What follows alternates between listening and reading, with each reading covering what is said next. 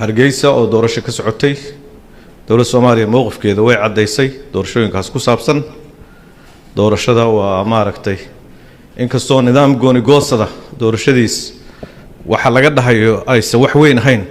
haddana in si nabadgelyo ku dhacdo dadka Soomaaliyeed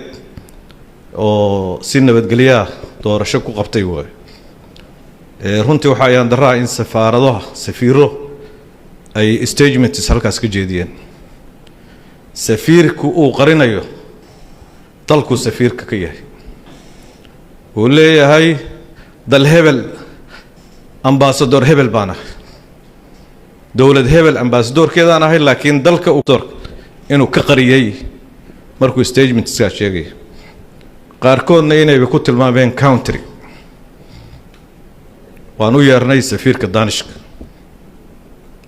markuu arintaas ku dhawaaqay wuuna